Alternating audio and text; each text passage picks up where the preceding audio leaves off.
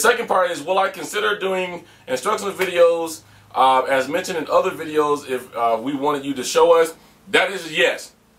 I'm going to ask you guys to give you some time on that, but I will be doing that. I may not get to start doing that before E3 because my shooting schedule is already very tight up to that.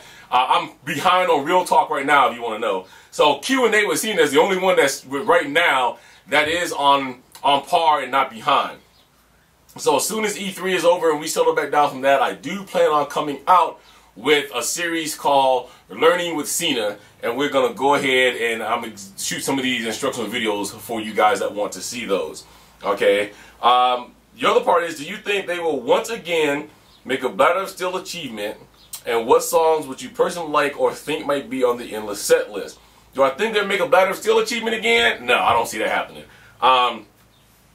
Maybe they do something that they consider to be as fun as that, but no, I don't think the percentage of people that maybe they thought would sit down and do that did the Bladder of Steel. I know I didn't. So I don't think they will. I think they'll have something that's in its place that'll be a little bit more fun and at the same time easier. And I say easier meaning that everybody would want to at least attempt it once.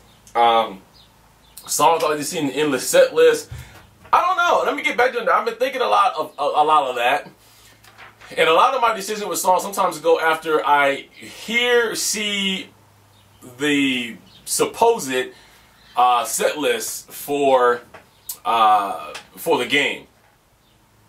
I will say that I think that the endless set list song should be something that everybody should be able to pass with a little bit of Rock Band know-how.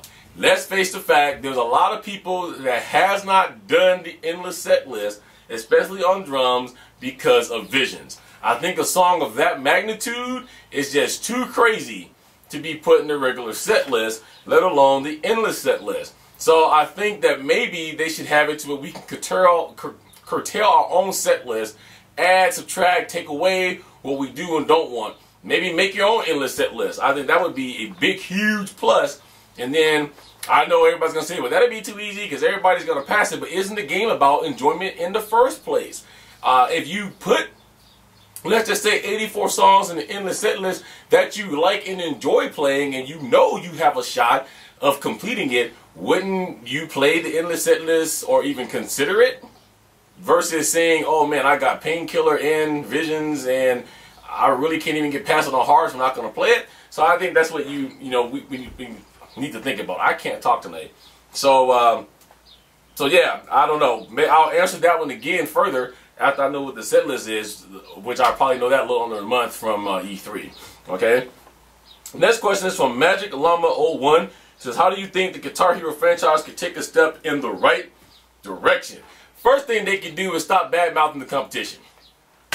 That's just hands down. I'll say it to you right now. If 5 other reviewers came out and they went on a tangent and said, he says he's #1, but we're the #1, he sucks, this, that, you will never, ever, ever hear me come and bash anybody that is considered to be competition to me.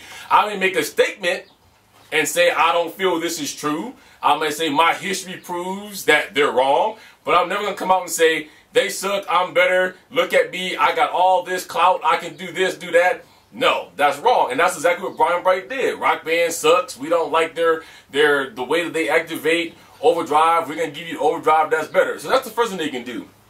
The second thing they can do, if it helps them, is pay attention to the market.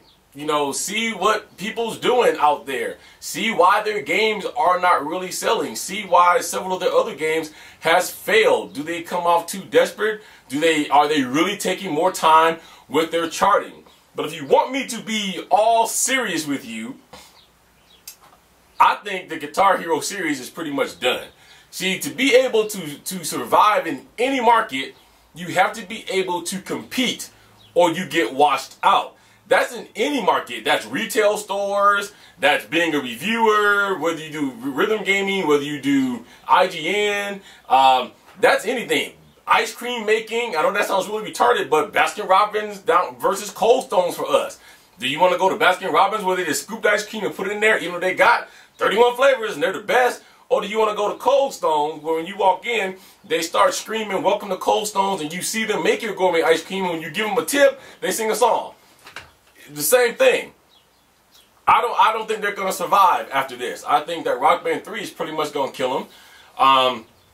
I know that Guitar Hero 6 is slated to come out, which I'm hoping to learn more about that at E3 as well, because rumor has it that Kiss bassist Gene Simmons is supposed to be the voice of that.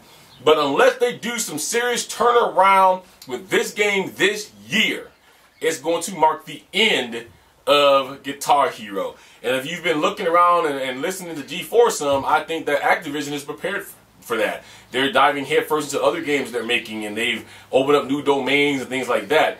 So all I can say is keep a watch out, see if I'm right or wrong. But I'll come back and give you more insight of what I think of Guitar Hero after E3 has coming on. All right. Next question is from Wii U29. He says, "Do you think that bands such as Between the Buried and Me should or could be on the RB3 set list? I would really love if Between the Buried and Me was on the set list." I say it's possible. You know, I say if you get something that's DLC or that has been populated in other games, I say that it's very, very possible that you're going to end up seeing that on a set list somewhere. Okay. Will they do it? I don't know. Do they think they have too much or a lot of metal? I can't tell you that. Or metal or in that genre. But I do think it is very possible that that could happen. So we just have to wait and see. All right. Next question is from Owen Neal. He says, "What do you think of Sheamus?" Sheamus being a WWE superstar. He's from Ireland. Well, it depends on how you look. I think as a real person in real life that's not playing the character of Sheamus, he looks like he's probably a pretty nice guy. As the WWE persona Sheamus, I think he's pretty much a punk. I don't really care for him. But see, it's like this in all WWE stuff. You like these guys when they're faces, and then you hate them when they're heels. For those of you who do not know professional wrestling lingo, faces is good guys, heels are bad guys. Sheamus is pretty decent, and yeah, I know he's been the youngest and won the WWE title, and they're really riding that thing with him.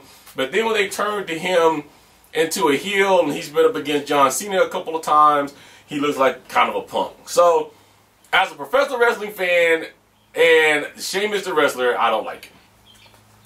Alright, next is from Kabuto Mix, or Kabuto MX. He says, "Do you think that in RB3, besides from using the same character to play any instrument you like, they would let you use the money earned from the tour to buy any type of instrument from the rock store? Meaning one character can play drums or bass, guitar, etc." Yeah, I would like to see that. Now, I realize, let me back out. I know somebody's going to say, "Well, Cena, you say realistic, and that's not very realistic."